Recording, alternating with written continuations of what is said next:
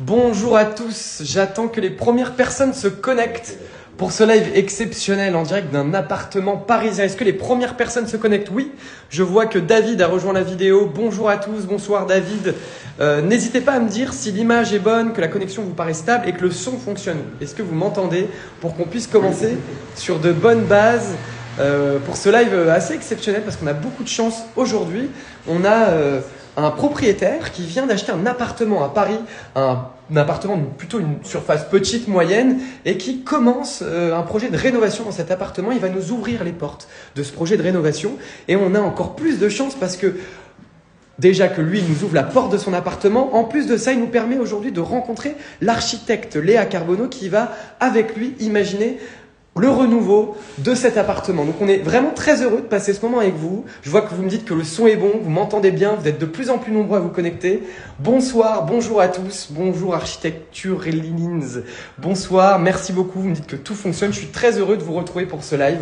Dans quelques instants, vous allez découvrir avec Paul et Léa plus précisément cet appartement dans lequel je me balade depuis quelques minutes et on va pouvoir commencer. Donc n'hésitez pas à poser vos questions. Pour information, on en est vraiment aux prémices de ce projet. C'est-à-dire qu'aujourd'hui, rien n'a été vraiment fait. Tout est à faire et c'est justement ça qui est intéressant parce que l'architecte qui travaille sur cet appartement va nous expliquer comment est-ce qu'elle se projette, comment est-ce qu'elle se projette avec son client également.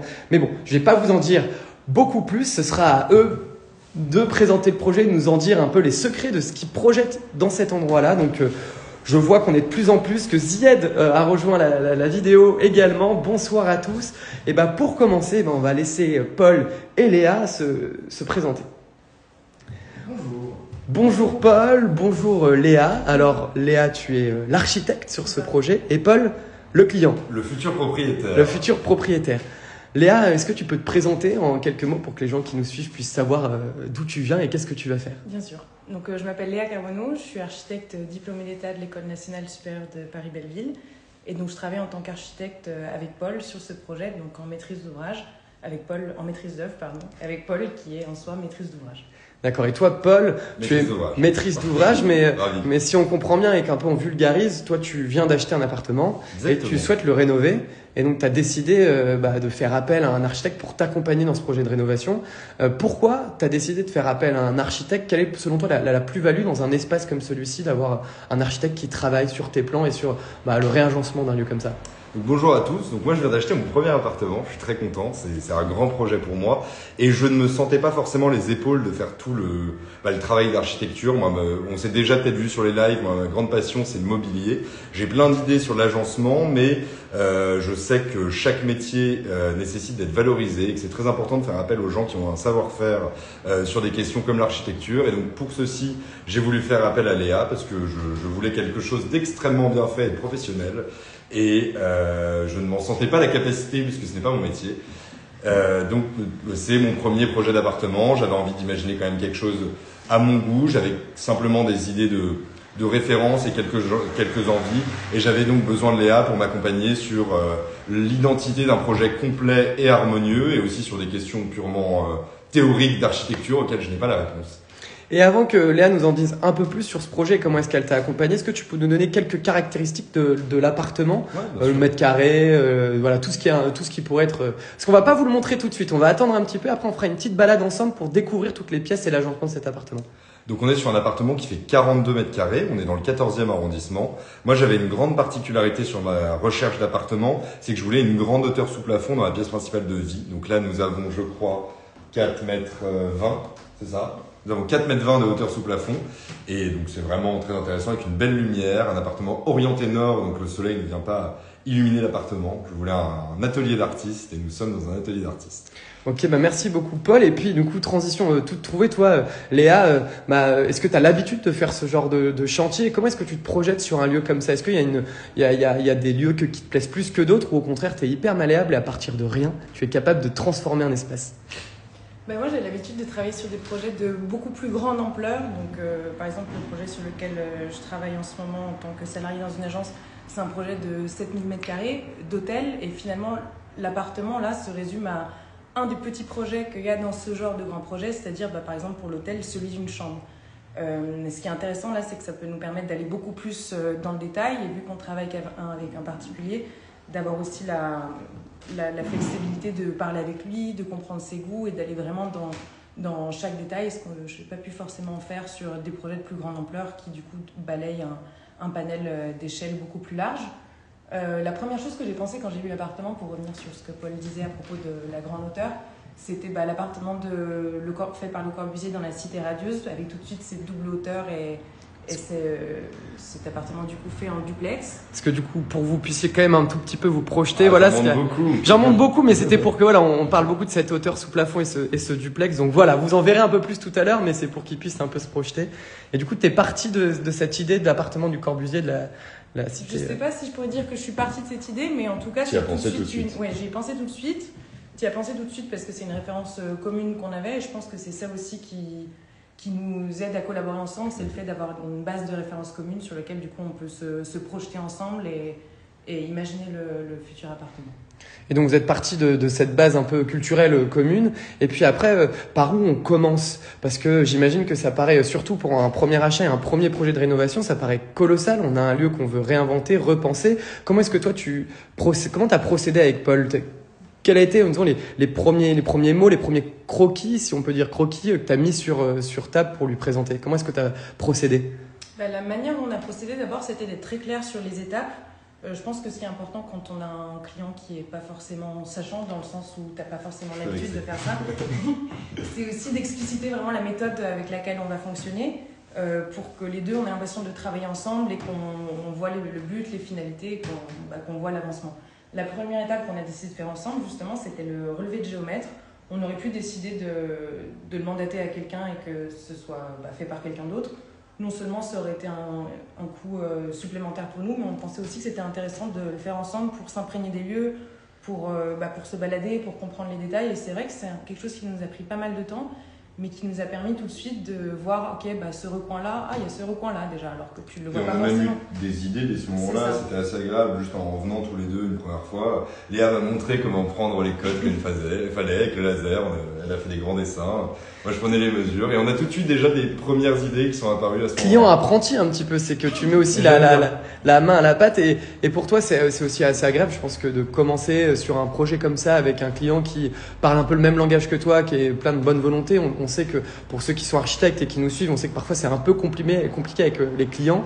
Je sais qu'on a une de nos profs qui en parlait aujourd'hui lors d'un cours, disait que parfois il y a des clients qui sont presque impossibles à cerner, on comprend rien, il y a des retournements de situation. Là, tu as de la chance, j'imagine. Pour toi, ça facilite tout ce que tu projettes sur cet espace-là de travailler avec Paul. C'est ça, et de travailler ensemble en ayant des dates clés ensemble, et de pouvoir du coup discuter et aussi de partager aussi des moments de conception ensemble. Finalement, même si c'est juste une prise de cote et que c'était pour avoir les documents de base qui allaient servir à la conception, c'est aussi là que, comme tu as dit, on a eu les prémices des premières idées, et je pense que oui, c'est important dans notre méthodologie de travail de pouvoir comprendre clairement ce qui se passe dans la tête de l'autre pour mieux comprendre ses attentes, mieux les cerner et mieux y répondre. Mais justement, tu parlais de dates clés. Là, aujourd'hui, on est fin mai. Sur un espace comme ça où il n'y a pas de vraiment grosses œuvres à faire ici puisque la structure est saine, mais comment est-ce que vous vous projetez dans le temps sur les grandes étapes?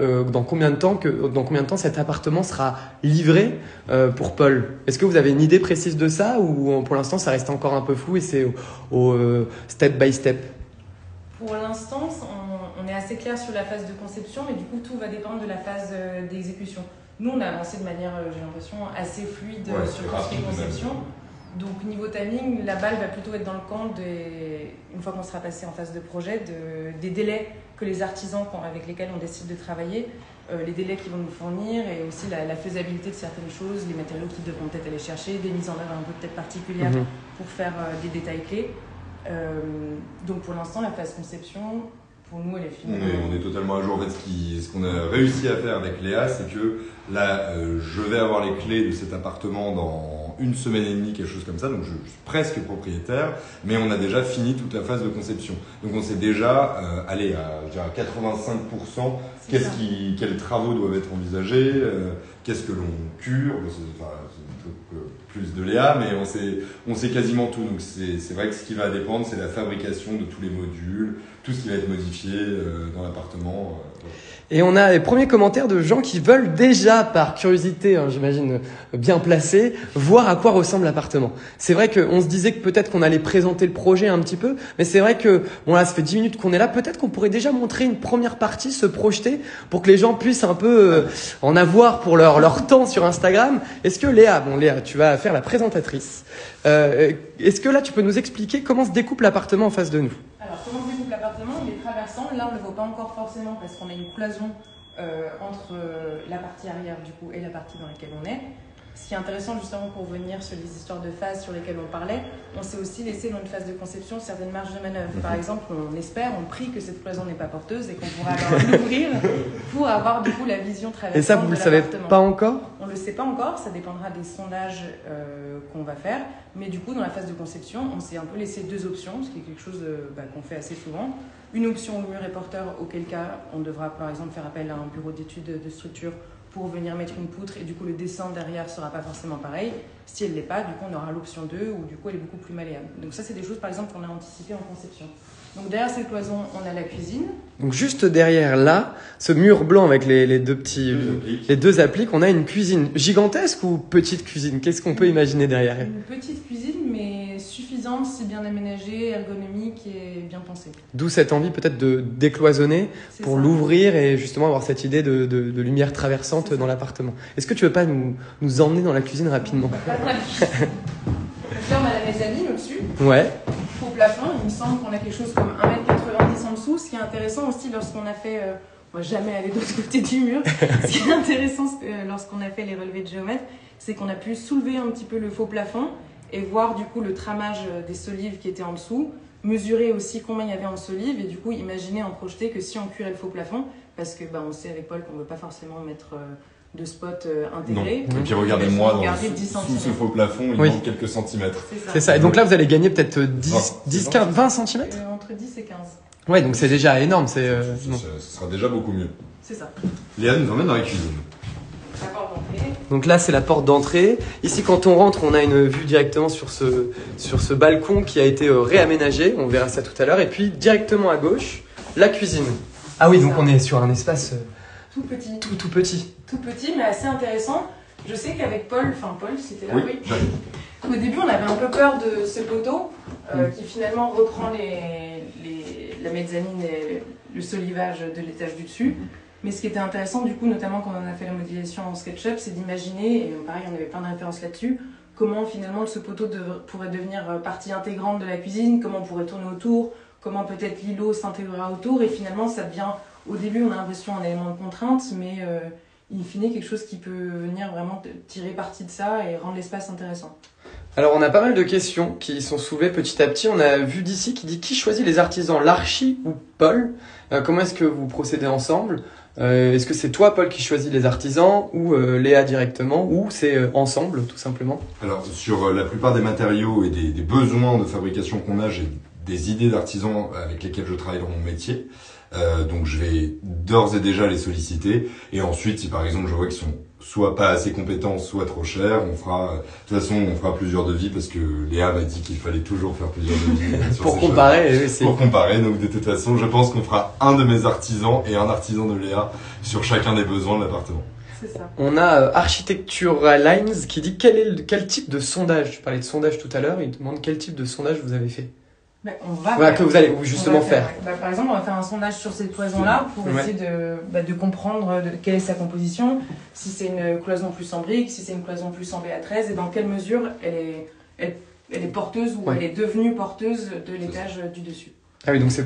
Est-ce qu'on peut la casser totalement ou est-ce qu'on doit la casser et mettre par exemple un IPN qui va venir soutenir?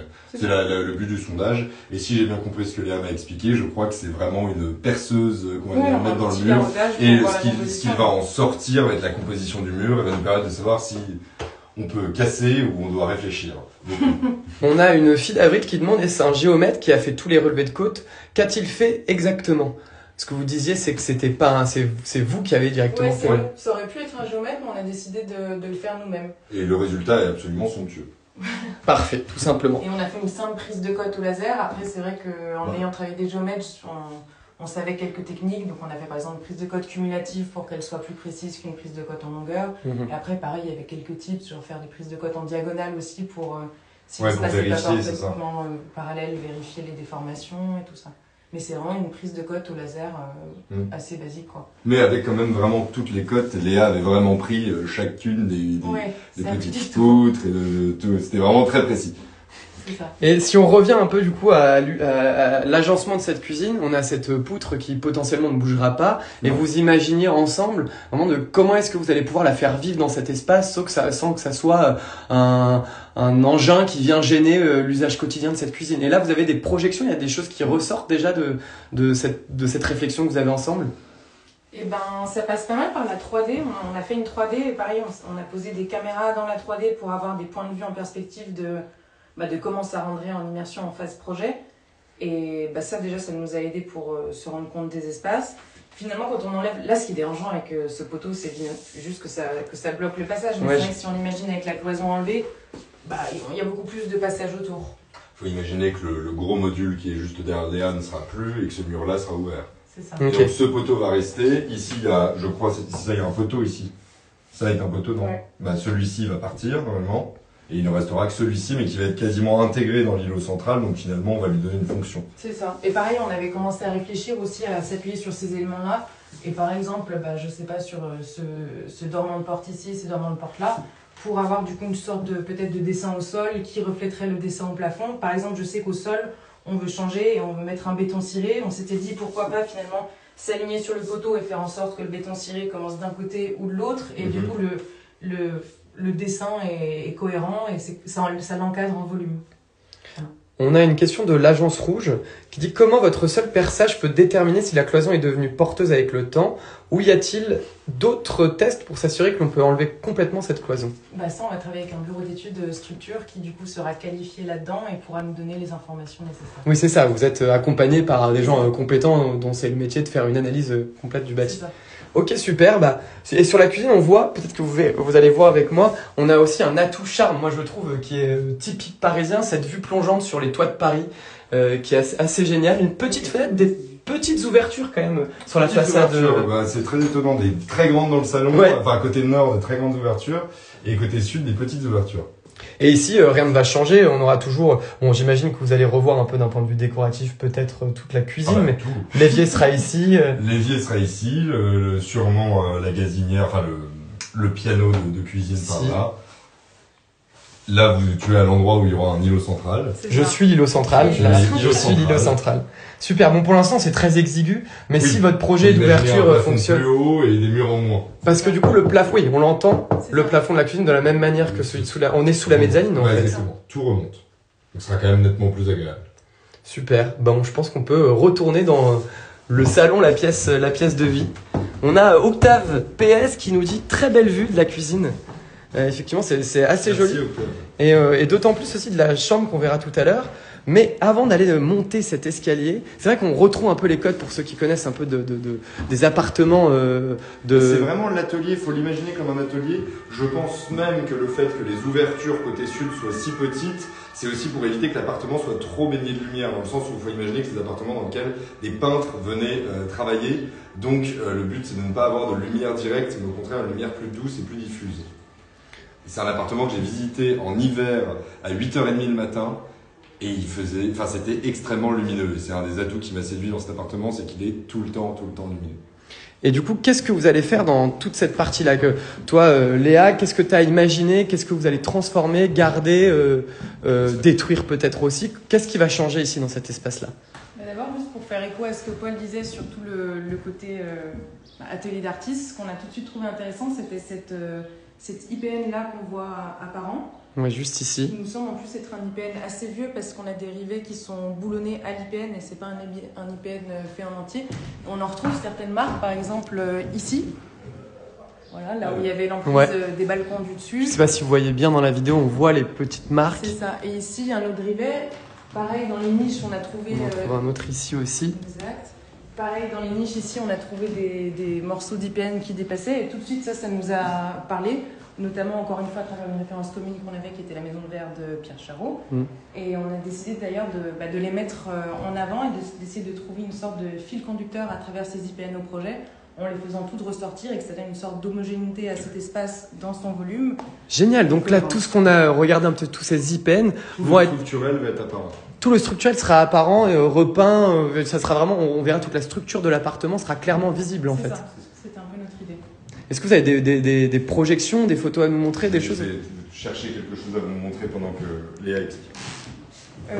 Sinon, oui, on a beaucoup réfléchi, ça c'était vraiment un des sujets clés autour de cet escalier. Est-ce qu'on voulait le garder tel quel dans sa structure et juste faire un habillement de type avec le garde-corps, avec la main courante, ou peut-être juste avec des contre-marches, ou si on voulait aller plus loin et dessiner vraiment un escalier à neuf. En dessinant ensemble, on est vraiment passé par tout type d'escalier. On a de l'escalier métallique en colimaçon à l'escalier d'une volée. Donc ça va être changé. Et pareil, on va essayer de donner une cohérence entre sa main courante et la main courante du dessus. C'est ça qui était aussi intéressant dans cet espace, c'est que finalement il est très beau. On a un volume très haut sous plafond. Mais on sent qu'il y a eu trop d'interventions par le passé, par peut-être différentes personnes ou par des personnes qui n'avaient pas forcément un regard global. Et notre travail, ça va être essayer de le rendre cohérent. Donc, par exemple, avoir la main courante de l'escalier qui se retourne en la main, le garde-corps de la mezzanine, pour vraiment redonner un aspect global. Homogène, global. Aussi même une meilleure lecture de l'appartement. Il y a quand même une lecture de la pièce, c'est pas forcément cohérent. C'est le premier truc qu'on disait avec Léa, c'est que ce poteau, il a quand même, donne quand même un sentiment d'incohérence et de pas de stabilité, quoi. Il n'est pas censé être là, il devrait être intégré à l'escalier. Donc ça, c'est des éléments qu'on va essayer de changer. Donc pour la poutre, je ne sais pas si on peut montrer un téléphone sur un live. Ça, c'est la maison de verre de Pierre Charot, donc c'est un exemple de poutre qui nous plaît bien et nous inspire dans ce projet. Donc en fait les poutres ici vont ressortir, les IPN vont ressortir et vous allez les repeindre, vous allez les peindre d'une certaine couleur. Je vois que là il était orange, il y a une couleur qui ressort, noir, gris, rouge, Léa vert. va vous expliquer quelque chose de passionnant, mais on ne peut pas, et j'aime beaucoup cette anecdote, on ne peut malheureusement pas simplement enlever la peinture et les mettre à nu. Sinon, si l'appartement brûle, j'aurai de gros problèmes. Léa va vous en parler tout de suite. C'est ça. En fait, l'épaisseur de peinture qu'on voit par-dessus l'IPN, j'ai plus le nom exact en tête, désolé, mais c'est une peinture intubescente qui fait que du coup, la poutre qui est en métal est conductrice pour le feu, et du coup, cette peinture est nécessaire pour que la poutre devienne coupe-feu. Donc malheureusement, on ne peut pas les mettre à nu, décaper la peinture et avoir le métal apparent. Vous allez devoir repeindre par-dessus. C'est ça. C'est ça. Donc oui, et finalement... Et ça changera pas grand-chose sur la visuellement, il y a juste une épaisseur en plus. On la peint d'une certaine couleur et que du coup elle sera beaucoup plus prégnante parce que c'est vrai que là du coup elle est un peu noyée entre le placo de la mezzanine, le papier peint des murs, tout est un peu lissé, tout est un peu homogène. Mais c'est vrai que tout de suite si on l'imagine en rouge, oui, elle ressortira. Vu la manière dont les boulons se décrochent de la structure ici, il n'y aura pas de souci, même repeint pour qu'on les voit bien. Mais simplement, il y a peut-être 1 millimètre de peinture par-dessus qui sert à rendre cette poutre coupe-feu. Parce que c'est du métal. Ah non, mais c'est hyper intéressant parce que ça, c'est le genre de choses que j'imagine que beaucoup de personnes ne savent pas, que vous avez découvert. Bon, toi, c'est ton métier, mais j'imagine que même certains architectes, même novices qui commencent, c'est des choses qu'on découvre peut-être aussi sur le tas, donc c'est assez intéressant. Et puis du coup, on reparlait de l'escalier. Il y a cette idée un peu de cohérence entre cette mezzanine et qu'il y a un fil conducteur. Qu'est-ce qui va changer justement? Qu'est-ce qu'on va avoir comme fil conducteur entre cet escalier et cette mezzanine? Ce qu'on a décidé assez récemment, du coup, c'est, si je peux parler en ton nom, Paul a plusieurs meubles assez particuliers, assez intéressants, qui vont faire que cet espace va être un lieu de contemplation en soi. Et du coup, pour orienter notre choix sur l'escalier, qu'on voulait peut-être à un moment comme quelque chose d'un peu dessiné, un peu technique, un peu travaillé, structural, on a plutôt décidé de partir sur l'option où il venait plutôt scinder les espaces, il ne se faisait pas trop remarquer. Donc ce qu'on a décidé, c'était d'avoir une main courante finalement complètement pleine. Ouais. Cette hauteur-là. C'est la hauteur d'1 mètre et que du coup cette main courante pleine se retournera en haut. Et finalement d'ici on verra juste un mur. Donc par exemple si Paul monte l'escalier, on ne verrait pas sous ses genoux. Exactement. On aurait cette idée-là de... On se terminerait quelque part comme ici. Exactement. Et vous allez changer la courbe de l'escalier? Est-ce que le degré degré d'inclinaison de l'escalier va changer ou vous allez garder cette courbe-là?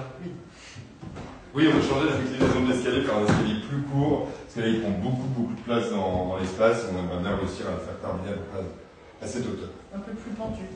Ça marche parce que ça va être pour ton usage personnel, mais ça pourrait pas forcément marcher dans tous les cas. Ça, c'est quelque chose qu'on a dû discuter. Ok, est-ce qu'on se rend compte de ce que c'est de prendre un escalier très pentu? Est-ce qu'on en a la notion, etc. Et finalement, on décide de le faire plus pentu. On a quelques commentaires, on nous dit que c'est très beau, qu'il y a beaucoup de potentiel dans cet appartement. On a une personne qui a décidé d'essayer de deviner la rue dans laquelle l'appartement était et qui tente quelque chose. On a rue Campagne Première, non? Alors je sais pas si Non, ce n'est pas cette rue. Voilà. On est peut-être pas loin, c'est en tout cas dans le 14e arrondissement, c'est ce qu'on peut vous dire. Ok, super. Et je vois ici une petite ouverture qui sort, qui dénote comme ça. Qu'est-ce que c'est? Qu'est-ce que vous allez garder ça tel quel? Parce que je trouve que ça dénote très clairement, on se demande ce que ça fait là. Exactement, c'est la première chose qu'on s'est dit. Ça, derrière cette partie de la mezzanine, il y a la salle de bain. On comprend tout de suite que la mezzanine de base, quand c'était atelier d'artiste, il n'y avait sûrement pas de salle de bain au sein de l'appartement. Mais à force de réhabilitation et quand ils ont dû intégrer ce genre d'usage dans l'appartement, forcément, ça a amené des choses pas forcément cohérentes. Donc là, on retrouve du coup cette cloison qui vient boucher le garde-corps et une fenêtre Parce qu'il fallait un peu de lumière, il fallait un peu de lumière. Vous verrez que dans la salle de bain, il y a une toute petite fenêtre qui donne sur l'escalier. Et donc, évidemment, sans cette fenêtre, la salle de bain serait plongée dans le noir. Voilà. Mais cette fenêtre a l'air d'avoir été découpée vraiment très rapidement, sans forcément prise d'angle droit. Et on va réimaginer toute une façade de mur en verre. Donc là, cette façade que l'on voit, que je vous montre, va être revisitée totalement. L'ouverture ne sera pas la même et vous allez mettre un revêtement différent. C'est-à-dire que ce ne sera pas juste une vitre lambda. Non. On voulait garder la transparence entre les deux. On pensait que c'était intéressant d'avoir de la lumière dans la salle de bain. Ce que je voulais aussi garder, c'était la possibilité de l'aérer. Vous verrez quand on ira en haut, mais qu'il y a une petite fenêtre d'un côté. Et du coup, en donnant la possibilité d'ouvrir ici, ça pourrait permettre d'avoir des courants d'air, ce qui est toujours agréable, notamment dans des pièces humides. Mais on ne va pas avoir un percement comme ça qui fait vraiment une petite baie dessinée de maisonnette, mais plutôt un pan de mur en verre, assez tramé, dans lequel une des trames viendra s'ouvrir sur un pivot pour donner la possibilité du coup d'aérer. Des panneaux, je ne sais plus si on a décidé carrés ou rectangulaires, mais vraiment un enchaînement de panneaux, 1, 2, 3, 4, 1, 2, 3, 4, avec deux qui seront en pivot et qui pourront s'ouvrir comme ça. Justement, c'est intéressant ce que vous dites parce que depuis tout à l'heure, on est sur de la projection, sur des idées que vous avez. Mais ces idées, où est-ce qu'elles sont notées? Est-ce qu'il y a déjà des plans qui existent, un peu de projection un peu concrète pour que toi, Paul, tu puisses te projeter sur ton futur chez toi et toi, te projeter aussi sur comment est-ce que tu transformes l'espace? Est-ce que tu as des documents, des choses à nous montrer ou pas? Léa va nous montrer quelques dessins. Ah oui, des dessins, on a beaucoup de chance. Donc là, c'est tout ce dont sur tout le travail. Le matériel. Et quelques vues en 3D. Alors. On a Dubois-Soft qui nous dit pas de VMC possible pour la salle de bain, j'imagine. Nous, on s'était dit que si on pouvait faire un courant d'air des deux côtés, il n'y a pas forcément besoin d'une VMC. Souvent, la VMC mécanique, elle est considérée comme une solution de base, mais pour ma part, je pense qu'il y a plein d'autres solutions qui peuvent être déjà moins onéreuses, sans entretien et aussi pas plus agréables au quotidien. Donc ça, c'est par exemple... c'est plein d'idées. Et dernière question, on a Octave qui nous demande « La fenêtre de la salle de bain deviendrait un élément de décoration plus que quelque chose de fonctionnel ?» C'est l'idée de ce que vous voulez faire ou au contraire, quand tu parlais de VMC, on garde cette idée aussi quand même de... Ce sera les deux.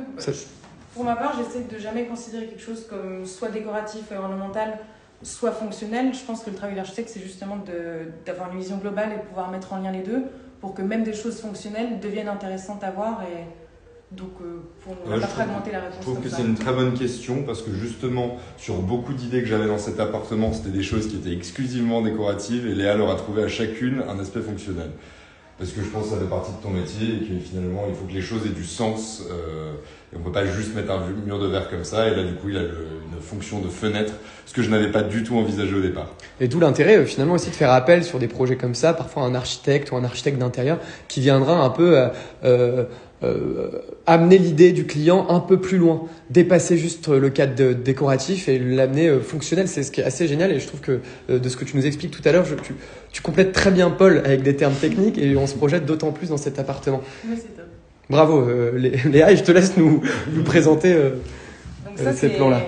Peut-être que je peux montrer les prises de cote avant. Très bien organisé. Prise de cote, donc ça c'était Enfin, Ça, c'est la très toute simple. première étape. Voilà. Les premiers dessins qu'on a fait, le Pas géomètre. forcément des documents très beaux, mais c'était intéressant. Donc on a juste au crayon de papier fait les contours un peu en proportion de l'espace. Et après c'est chaque cote que Paul est venu prendre à la main. Donc on a écrit en rouge pour qu'elle soit plus visible.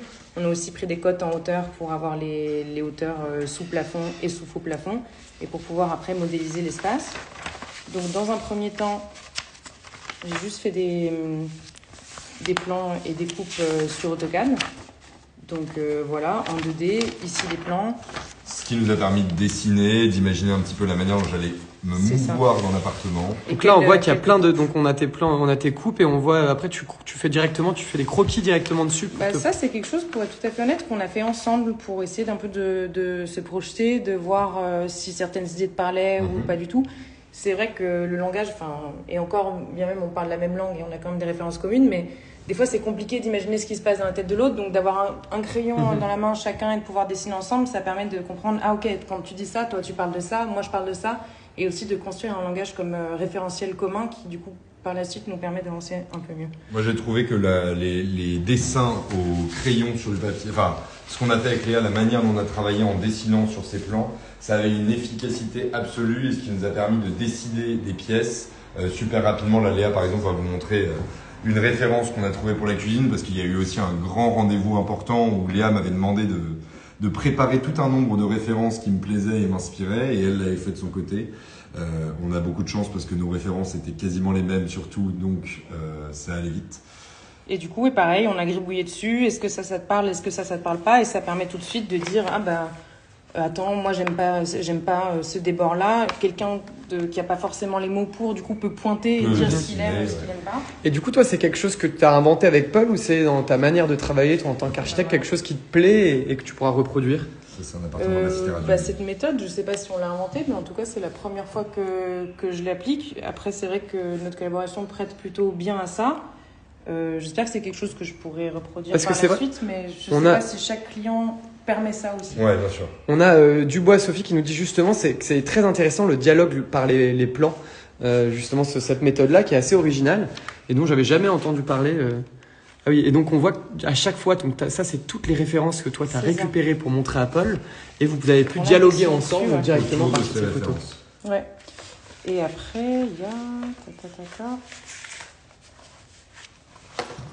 les 3D qui ça nous ont permis de... Ça c'est les derniers rendez-vous. Donc ça c'est ça devient un peu plus concret, on se projette un peu plus. On sort du coup de crayon. Le dessin, j'ai l'impression. Peut-être c'est dans l'autre pochette. Là quand même on voit quand même, on devine l'appartement. On voit l'appartement ouvert là si vous voulez. Et donc ici, ah voilà exactement. Donc là vous l'avez pas encore vu. On comprend l'appartement totalement ouvert avec donc le mur de la cuisine qui saute. Le poteau qu'on voit derrière, la petite fenêtre avec la vue qu'on a regardée. L'escalier n'est plus là, le faux plafond a sauté. C'est ça, du coup on voit les poutres. Tout de suite ça nous a permis de réfléchir à un traitement particulier de ces poutres-là. On voit la petite ouverture dont vous parliez dans la salle de bain. Là la cloison a sauté. Et ici on est dans l'espace chambre, on va monter tout à l'heure, vous allez nous présenter. Mais du coup on voit l'appartement un peu dénudé. C'est ça. Attends, commence peut-être pas par la chambre, les gens qui l'ont pas vu. Et c'est vraiment des croquis assez basiques, mais c'est vrai que ça nous a permis de se mettre d'accord et la cuisine, c'est pas mal. De voir comment on voulait fonctionner. Donc ça, par exemple, c'était... C'est le module de la salle de bain qui va venir faire l'ouverture. Ok, c'est super. Et ça, encore une nouvelle fois, Paul, tu étais avec Léa. On a tout dessiné ensemble. Enfin, c'est surtout Léa qui a dessiné parce qu'elle dessine bien mieux que moi. Mais en tout cas, à chaque fois, on a pris plusieurs feuilles, fait quelques dessins, réfléchi, on s'est remontré des références parce que, évidemment, au fur et à mesure de nos réflexions autour du projet, de nouvelles références apparaissent pour nous.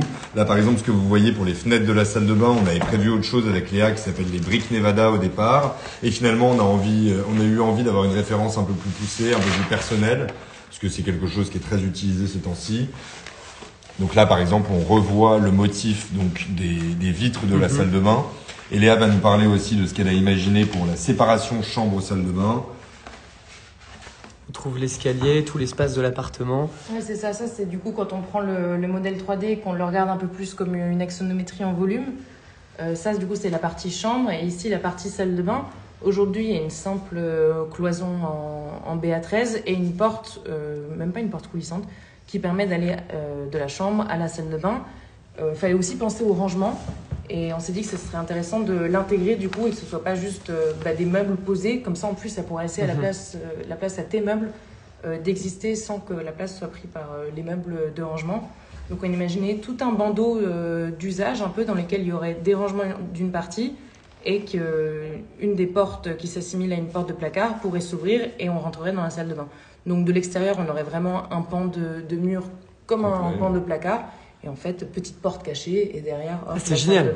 Donc, premier abord, on monte dans la chambre, on ne sait pas quelle porte de placard mène à la salle de bain. C'est la surprise. Et ce qui est aussi intéressant parce que finalement, comme tu as dit, c'est des espaces assez exigus. Il faut aussi penser à des questions, par exemple, acoustiques. C'est vrai que si tu as ta salle de bain juste là et ta chambre à côté, une simple porte coulissante telle qu'on avait là permettait pas forcément que les deux espaces soient isolés acoustiquement. Et ça peut peut-être paraître simple, mais le fait d'avoir une épaisseur comme ça, déjà, ça fait une première matière, de l'air, une deuxième matière, plus les habits qui vont être rangés entre. Et ça va créer du cloisonnement. Exactement. Et ça va créer une sorte d'isolation acoustique entre. Ah ouais, Est-ce qu'on a la cuisine, Léa? Moi, je suis hyper intrigué. Je sais pas si vous aussi là en direct, mais par justement, est-ce qu'on pourrait avoir visuellement, parce que je vois à chaque fois ces motifs de croix. Motif de croix veut dire un carreau de verre. Donc ici, ça sera plusieurs 4 carreaux de verre et les deux que vous avez au centre ici là sont sur pivot comme sur le dessin que vous devez. Non, c'est pas sur cette page. Comme sur le dessin ici. Ah donc que vous pouvez ouvrir directement. Exactement. Mais je ne crois pas qu'on ait de référence de ça. Non. On a plus la cuisine. On a trop de papier. Et là, pour l'instant, donc Paul, toi, tu n'as pas encore signé, mais idéalement, tu aimerais passer à l'action dans combien de temps? Est-ce que tu arrives un peu à te projeter? Dans une quinzaine de jours. En fait, on va commencer évidemment par la phase de sondage parce qu'elle va nous permettre de déterminer comment fonctionne le mur de la cuisine, enfin si on peut le casser simplement ou s'il y a plus de travail. Donc, ça va être la toute première des étapes et à la suite de cela, tout va normalement dérouler assez vite. C'était en recto verso. C'était en recto verso, Léa nous a trouvé. Et donc on retrouve la cuisine. La cuisine, l'escalier, la première idée qu'on avait pour le mur de la salle de bain. Ça c'est la vue comme si on était depuis du coup là où on était, fenêtre, c'est ça. Là où on était tout à l'heure. Donc là la porte d'entrée, et là la cuisine, là aujourd'hui la cloison avec le poteau dont on a parlé derrière. Et là pareil, on imagine le même genre de système qu'en haut avec une sorte de bandeau. Donc là bandeau qui va du coup venir reséparer mais tout en gardant ouvert la partie cuisine de la partie salon, avec l'îlot central qui est ici et des parties de rangement qui vont venir encadrer. Pareil, on va se caler sur les solives qu'on suppose être au-dessus de la cloison de séparation et venir redonner un tout cohérent. Parce que l'idée, c'était certes d'ouvrir pour que l'appart soit traversant, mais on veut quand même que les espaces restent plus ou moins distincts afin que tu puisses cuisiner en bas de manière un peu quand même séparée de la chambre. Ouais, bien sûr. Mais du coup, imaginons que le sondage vous amène à devoir revoir vos plans, notamment pourquoi pas devoir rajouter des poteaux ou ce genre de choses. Est-ce que vous avez d'autres... Ça ressemblera exactement à ça ou ça changera quand même un petit peu la disposition de l'espace? Est-ce que vous avez des plans B? Notre plan B, du coup, c'est que si on imagine du coup cette paroi porteuse, comme tu l'as dit, il faudra du coup soit un IPN ou une poutre en haut qui sera plus ou moins haute en fonction de la portée. Si on veut l'avoir moins haute, il suffira seulement d'avoir un poteau. Donc c'est alors ce dessin de meuble là qu'il faut qu'on passe là en face pro, donc au 1/50e pour qu'il soit plus précise, qui du coup viendra, on l'imagine, intégrer dans sa paroi là un poteau, et du coup le poteau sera vraiment intégré au dessin. Oui, directement dans le caché, meuble. quoi. Et du coup, on perd cette idée un peu d'homogénéité de l'espace sur toute la structure. Vous disiez que vous vouliez faire ressortir tous les poteaux, tous les IPN. Là, pour le coup, celui-ci serait caché pour pas empiéter Déjà, sur il aura la... le même charme que les autres. Ouais. Parce que ce sera pas un IPN de la même période, donc il y a aussi une question de cohérence historique qu'on a envie de respecter dans cet appartement. Même d'ailleurs dans toutes les références que l'on a utilisées, il y a une véritable cohérence historique. C'est une des raisons pour lesquelles on s'est aussi retrouvé avec Léa, c'est qu'on voulait quand même respecter certains codes de l'architecture et d'une période. Moi, c'est quelque chose qui me plaît beaucoup. Et de ne pas faire un grand mélange bordélique de toutes les périodes de l'architecture. Voilà. On a une question de Mohamed qui nous demande: est-ce que le plan que vous avez fait est sur AutoCAD ou SketchUp? J'imagine que c'est le dernier plan, celui-ci. D'abord, on l'a fait sur AutoCAD, puis l'AutoCAD, je l'ai passé sur SketchUp, et depuis le dessin AutoCAD, du coup, ça m'a permis de monter les volumes pour faire le SketchUp. Donc d'abord un plan AutoCAD, puis un SketchUp. Je pense que quand on va revenir en phase de projet, du coup en dessinant plus dans le détail, je vais redessiner sur AutoCAD parce que ce sera plus facile pour diffuser aux artisans les codes exacts, les matériaux, même pour légender. Mais entre nous, on va continuer sur le SketchUp encore un coup parce que c'est vrai que ça nous parle plus et ça permet plus de se projeter. Et puis une fois que vous serez dans l'autre partie du projet un peu plus concrète, là il faudra que ce soit des plans mieux finis. Ouais, élévation, AutoCAD, côté, très clairement, au 50e. Des choses plus techniques. Là, moi, je comprendrai plus rien. Là. Et on a une question de Val qui nous demande combien de temps a duré la phase de conception entre la première prise de mesure et les plans finaux, si on peut appeler ça des plans finaux. Ça, c'est pas des plans finaux, on n'est pas du coup à la fin de la phase de conception, mais il me semble que la prise de cote, on l'a fait mi-janvier, février, mars, mi-mars. Mi-mars, aujourd'hui on est mi-mai, donc là ça fait mars, avril, mai, ça fait 3 mois. 3 mois, et puis on a dû avoir 4 rendez-vous, quelque chose comme ça. Ouais, c'est ça. En comptant la prise de cote, on a dû faire 4 rendez-vous en tout, et on est quasiment fini là. Je pense que d'ici quelques semaines, on aura tout terminé avec les cotes, les 50e. Les concepts sont bouclés. Ouais, c'est ça. Toute la partie conception est bouclée. Après, vous allez passer dans la deuxième partie un peu plus technique. C'est ça, dessin technique. Exactement. Super. Et est-ce que ce serait pas le moment de tout trouver pour aller voir la chambre et se projeter un peu sur cet espace qui est aussi très exigu? Moi, je suis assez curieux de voir comment est-ce que vous allez réimaginer cet espace. Léa, si tu as le dessin de la chambre et de la salle de bain. Hop, on monte et vous allez pouvoir du coup aussi apprécier la vue depuis la chambre qui est assez géniale. Ouais, je pense que ça participe au coup de cœur quand on visite un lieu. Hop, et voilà, vous pouvez vous projeter et on voit un peu donc, cette grande baie vitrée. En fait, on a envie de s'imaginer avec du monde à la maison et de leur parler comme dans Roméo et Juliette depuis le balcon, chanter son amour. Non, c'est magnifique. Et justement, ce que tu disais, c'est que t'es orienté nord. Ouais, là vous êtes côté nord et donc sur les petites fenêtres côté sud.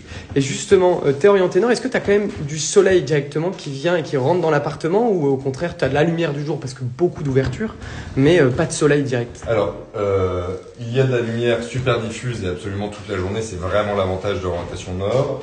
Mais Léa m'a informé que dans un petit coin là-bas, il y aurait un petit peu de soleil de temps en temps. Mais ce n'est pas un appartement qui sera baigné de soleil. Par contre, dans la chambre, ça m'arrivera d'en avoir. Ouais, c'est ça. Juste ici, on retrouve les mêmes codes un peu que la cuisine. La même fenêtre exactement, plus petite avec encore une fois, pour ceux qui arriveraient à deviner où est-ce qu'on est dans Paris, cette vue sur les toits parisiens. On a plusieurs questions avant qu'on fasse une petite visite de la chambre. On a une question d'ordre historique d'Octave qui nous dit de quelle époque date l'immeuble? Y a-t-il eu la volonté que l'appartement retrouve une homogénéité esthétique à cette époque? Léa, je te laisse répondre à cette question. Ce qui était intéressant, c'est que du coup, dans les documents de base pour travailler, donc on n'avait pas de relevé géomètre parce qu'on l'a fait nous-mêmes, mais on avait des plans d'origine, des plans historiques, exactement. Plans d'origine qui, du coup, moi, m'ont donné des informations pour comprendre plutôt de quelle époque c'était.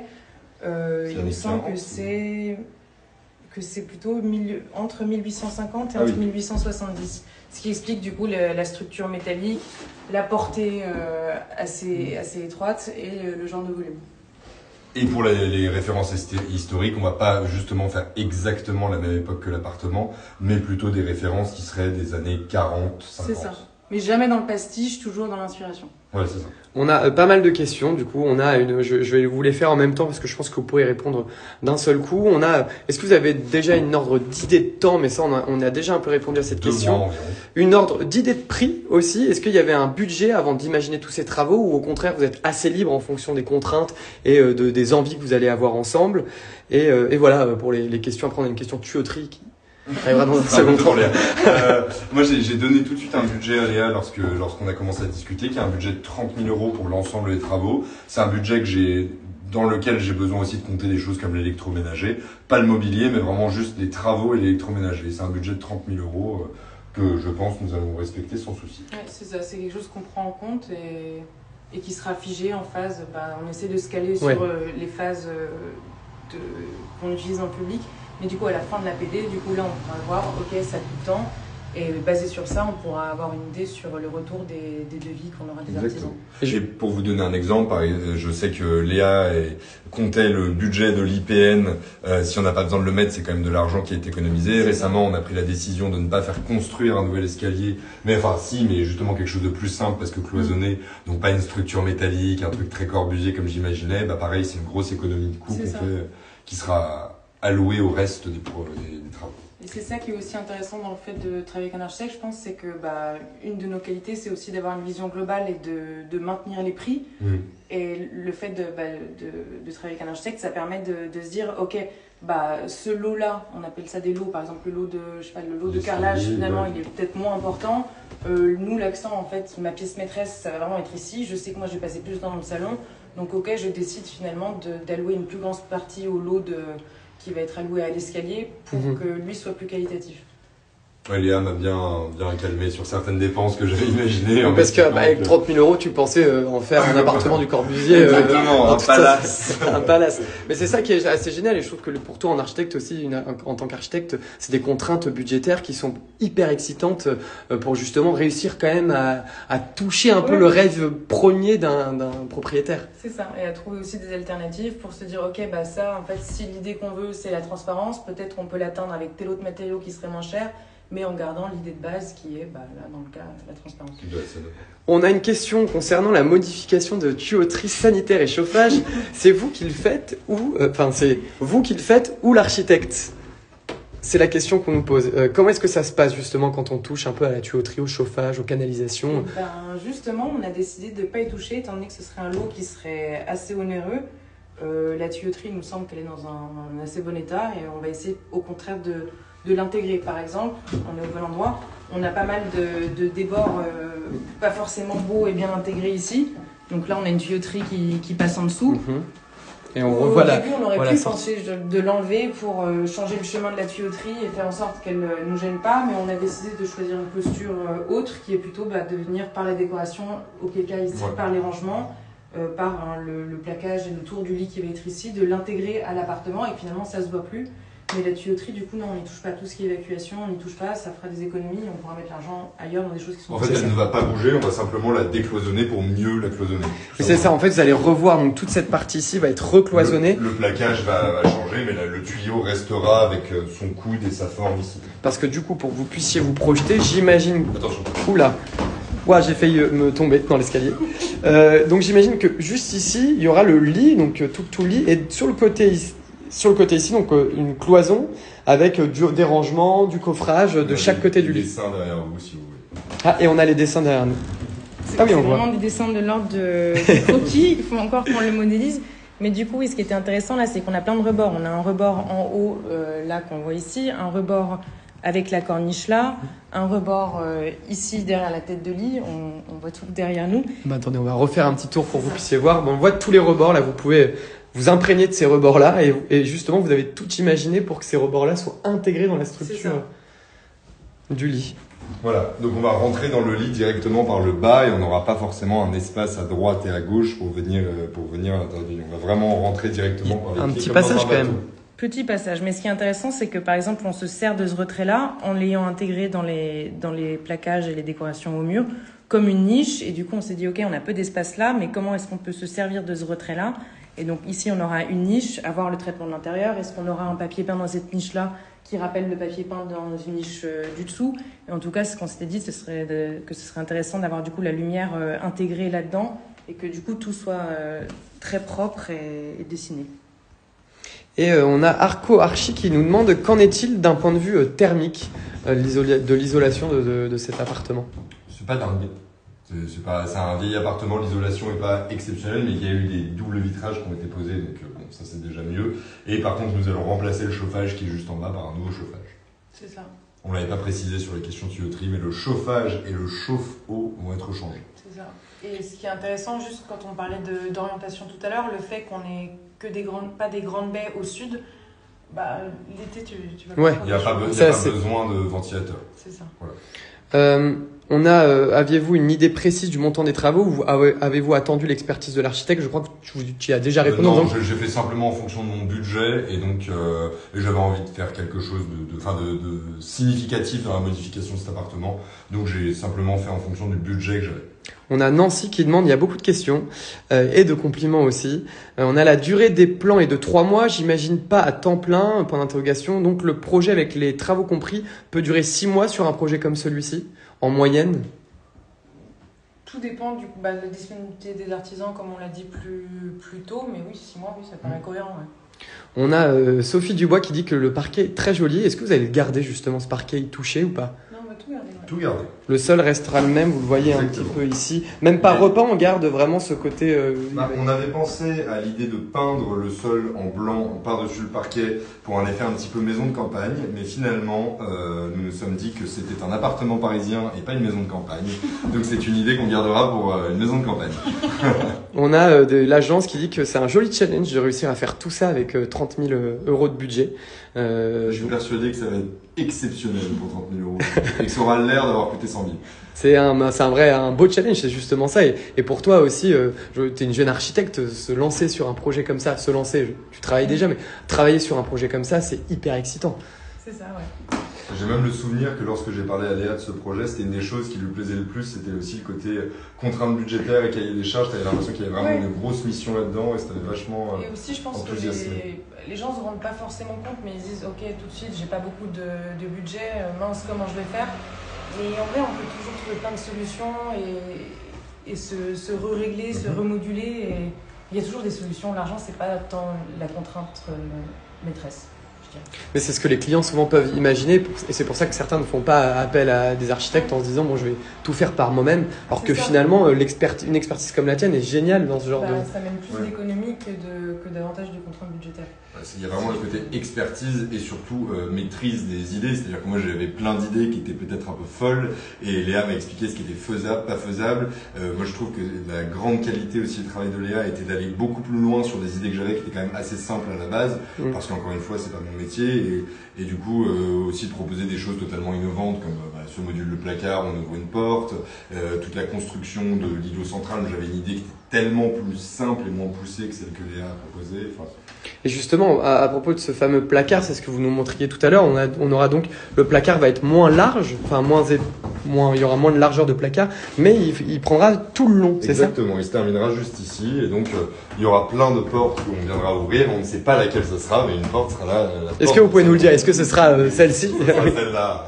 Il n'y aura pas d'effet de surprise. Et justement, c'est assez intéressant parce que de ce qu'on voit là rapidement, il y a quand même pas mal de choses qui sont à changer dans cette salle de bain. La salle de bain, tout va être neuf. Ouais. Qu'est-ce que vous comptez faire justement là? Qu'est-ce que vous pouvez nous dire sur la salle de bain? Par exemple, ce qui a été, ce qui rend assez mal, c'est que la douche qui a été mise, c'est une douche avec un bac à douche, donc tout de suite on a une hauteur supplémentaire, ce qui fait que déjà qu'on n'a pas extrêmement haut sous plafond. Si vous voulez rigoler un petit peu, je vous fais la démonstration. Voilà. Paul, propriétaire, va prendre une douche. On va prendre une douche. Bonjour, oh là là, allez, allô. Ah oui, c'est donc pas possible la technique. Je ne peux pas passer le pommeau au-dessus de ma tête. Il va falloir évidemment que ce bac disparaisse, puisque là, hop, je peux passer un pommeau au-dessus de ma tête. Mais pourquoi il y a cette douche-là? Parce que finalement, l'ancien propriétaire a juste pris une douche standardisée, donc avec le parois type, le bac à douche et hop. Et c'est sur ce genre de petites choses que nous, on va venir refaire un travail plus sur mesure et que ça permet de mettre en exergue les lieux dans leur homogénéité. Et la douche sera exactement, comme vous ne touchez pas la tuyauterie, j'imagine que la douche sera exactement au même endroit. On va même endroit, on va juste enlever le bac, refaire une étanchéité au sol et une pente pour du coup rejoindre l'évacuation existante. Mais du coup, on va gagner toute cette hauteur-là. Et juste après... Et bien sûr, toutes les parois de douche pour faire une paroi. On rentre dans la salle de bain. Qui est donc assez aussi exigu. C'est un sacré challenge de pouvoir à chaque fois réimaginer ces espaces. Qu'est-ce qui va changer concrètement ici, Léa? Ici, c'est surtout la douche qui va changer. Je pense que ça va changer une grande partie du lieu. Et après, il y a tout ce qui va être plus décoration. Par exemple, on a réfléchi à un calpinage au sol et au mur qui peut-être sera un peu différent dans la douche par inversion de couleur, mais ici, ça va plus être... il y aura de la déco dans un second temps, mais la partie principale qui va changer, ça va surtout être la douche. Et je pense que ça va... Enfin là, c'est la première chose que tu vois la position du lavabo aussi, non? Position du lavabo, non, on avait dit en face, ouais, c'est ça. Ouais, le lavabo et la machine à laver vont être en face, donc ça va aussi libérer de la place à la droite. Oui. Et du il y aura coup, un rangement lavabo, machine à laver, en fait tout va être centralisé au lieu d'avoir un véritable bazar. et du coup là, je vois, on a cette ouverture dont on parlait tout à l'heure, un peu brinque-ballante, et ça sera donc beaucoup plus lumineux ici, parce qu'en fait, l'intégralité de cette partie-là sera tout en vert. C'est ça. Et ça, il n'y a pas un défi en termes de structure, justement, réussir à poser ces panneaux de verre? Est-ce que, je dis ça très naïvement, comment est-ce qu'on fait? Bah pour l'instant, il faut encore qu'on aille plus loin dans le dessin en retournant sur AutoCAD au 50e. Mais ce qu'on a imaginé, du coup, c'est simplement une trame Métallique. Ouais, une trame métallique comme une baie menuisée finalement. C'est juste que le dessin sera sur mesure, mais finalement c'est comme une verrière, comme une baie vitrée. Donc les panneaux de verre vont simplement être bloqués entre des parois métalliques. Bonjour. C'est ça, des petites Il y a plein de questions. Juste pour clarifier, Léa, ici, toi, ton rôle, tu travailles avec Paul, mais ton rôle, c'est t'es architecte, mais aussi tu vas t'occuper de la décoration. En tout cas, la décoration, c'est un tandem avec Paul, parce que les gens se disent, mais comment est-ce que ça se passe qu'il y a un déco qui va passer juste après? Mais en fait, vous travaillez vraiment tous les deux, que ce soit de la conception un peu structurelle à la décoration. Ouais. Mais ce qui est cool, c'est que sur un projet de cette échelle-là, on peut tout faire de A à Z, et je pense que c'est d'ailleurs bénéfique parce que la décoration ne va pas venir se superposer à un travail simplement technique qui a été fait avant, mais tout va être pensé dans le global, anticipé, et les coûts vont être anticipés aussi. On va savoir quel budget on a à la fin pour la déco et quel budget a été utilisé pour la partie plus structurelle. Il y a des questions, je sais que ce sera pas vraiment une réponse classique, mais je la pose pour que toi tu puisses nous donner un peu ton point de vue. Léa, on nous demande comment se passent les frais. Est-ce que les travaux sont à la charge du client et l'architecte fait payer sa prestation par horaire ou prend une commission sur le prix des travaux? Je sais que là votre projet est un peu particulier parce que ce que vous nous racontez depuis tout à l'heure, c'est que vous travaillez en tandem à deux, mais comment est-ce que ça se passe la plupart du temps, et même si vous pouvez nous expliquer comment ça se passe dans ce cas précis de cet appartement? Dans la plupart du temps, ce qui se passe, c'est que... dans la plupart du temps, il y a plein de schémas possibles, mais ce qui se passe souvent, c'est que l'architecte s'engage du coup soit sur une mission complète en disant qu'il prendra tel pourcentage d'honoraires sur le prix des travaux, ou bien sur des missions forfaitaires en disant ok, je vais jusqu'à la PD et je prends du coup tant de pourcentage sur la mission globale. Nous, on a raisonné au global, du coup, avec un pourcentage d'honoraires basé sur le prix global des travaux. C'est ça. Pour un archi, normalement, c'est un pourcentage pris sur le montant des travaux. Est-ce que ces panneaux de verre vont venir flouter l'intérieur de la salle de bain pour avoir moins de vis-à-vis? Il y a un sujet, j'ai l'impression qu'il y a un débat. Parce que moi, je suis plutôt pour non, mais je pense que Léa a raison et qu'il faudrait qu'il floute quand même. Parce que tu imaginais donc des panneaux de verre 100% transparents qui donneraient directement. Ça me dérange pas, mais bon, après, c'est vrai qu'il y a des gens en face et que peut-être que c'est interdit. Voilà. Oui, donc ils seront potentiellement opacifiés. Ou un rideau. Ça va être opalescent, c'est-à-dire que la lumière pourra rentrer, on verra du bas, du coup, de l'extérieur des formes, des contours, des ombres. On pense aussi, c'est ça qui va être beau, on imagine si tu es depuis le bas et que ta lumière est allumée en haut, ça va faire une sorte de génial. De lanterne qu'on va éclairer depuis le haut. Une sorte de lumière d'ambiance. On va pas voir à travers comme un vitrage transparent. Ça va être opalescent mais pas transparent. Donc non, pas transparent. Et il y aura sûrement une lumière d'ambiance dans la salle de bain qui va justement amener une lumière dans tout le salon la nuit, qui va être assez jolie. Et justement, sur la lumière, est-ce que tu comptes... c'est une question, moi, déco, mais qui m'intrigue, parce que là, je fais un peu le tour de l'appartement, je commence à m'habituer à cet espace. Est-ce qu'il y a la potentialité de mettre un beau lustre, ou au contraire, des lampes? Ouais, c'est ça. Tu préfères pas, parce que la lumière est déjà traversante, et t'as énormément de chance, d'une certaine manière, ça fait presque office d'un lustre, cette ouverture-là. Donc, tu vas tout simplement partir de lampes... Des lampadaires au sol, quelques appliques à certains endroits. Mais là, c'est plus pour une autre raison, c'est que vous voyez que justement par rapport à ma taille, le plafond n'est pas si haut et en fait je n'aimerais pas avoir d'ici la vue sur la structure d'accroche du lustre qui n'est pas forcément un élément très joli sur les pièces de chandelier et de lustre. Super. Et après, pour finir, toi, tu travailles un peu dans la décoration d'une manière ou d'une autre. Tu travailles dans une galerie d'art. Comment est-ce que vous allez travailler? Vous allez travailler ensemble sur tout l'aspect décoratif, le choix des meubles, le choix par exemple, ne serait-ce que, par exemple, la salle à manger. Il va y avoir une table et des chaises. Est-ce que c'est un travail que vous allez faire ensemble, que toi tu prends en considération, ou au contraire tu es complètement toi libre de laisser libre cours à ton imagination? Comment est-ce que ça va se passer? Est-ce qu'il y a un vrai travail commun entre vous deux à ce niveau-là? D'une manière, oui. Paul a des pièces, si je peux me permettre de parler longtemps, des pièces maîtresses qu'il était sûr d'intégrer alors qu'on commençait à peine Ouais, la c'est ça. conception. Léa m'a d'abord demandé la liste des pièces. C'est ça, c'est que ces pièces-là sont assez fortes. Et toi, tu conçois à partir de ces pièces-là? C'est plutôt moi qui m'adapte à ces meubles. Et du coup, c'est vrai qu'il y a limite un versant des scénographies. Tout de suite, Paul m'a fourni un tableau très précis avec les pièces qu'il allait avoir, leurs dimensions exactes, en hauteur, en profondeur, en largeur. Et du coup, ce qui va être intéressant, c'est de les intégrer dès maintenant dans le modèle 3D pour que l'espace se construise aussi autour de ces meubles et que ça ne vienne pas juste des pièces rapportées à la fin qui ne sont pas forcément en cohérence avec le projet.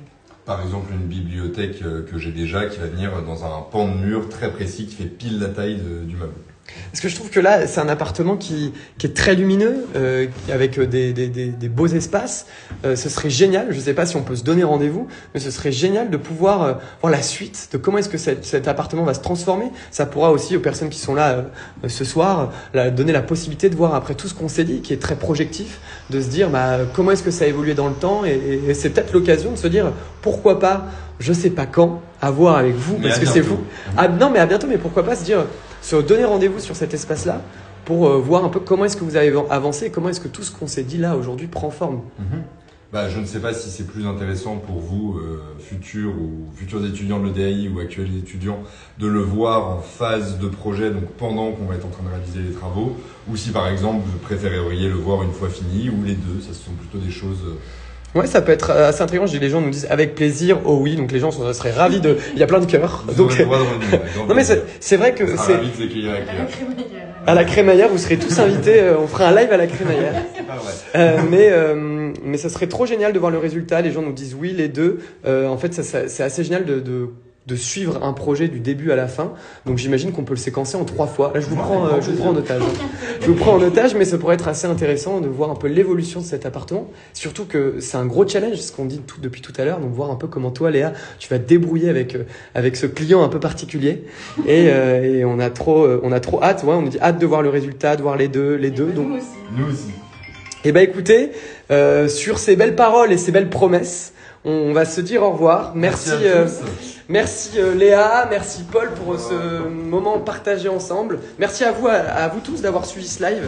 N'hésitez pas à nous suivre sur les réseaux sociaux, sur Insta. On en fait souvent des lives comme ça où on part en immersion chez des décorateurs d'intérieur, des architectes d'intérieur, des clients, des artisans tout corps d'état. Le prochain sera sur un chantier d'un artisan en juin, donc sur notre page Instagram. N'hésitez pas, voilà, si vous avez des questions sur l'école, si vous avez un projet en architecture d'intérieur ou quoi que ce soit, à prendre rendez-vous avec un de nos conseillers, à nous appeler ou à nous contacter sur nos DM. En tout cas, j'étais ravi de passer ce moment avec vous, avec Paul et Léa aussi. Visiblement, vous êtes témoins, on se donne rendez-vous dans quelques temps pour voir la suite de ce super beau projet. Et puis, je vous souhaite une très belle après-midi et je vous dis à très bientôt. Au revoir.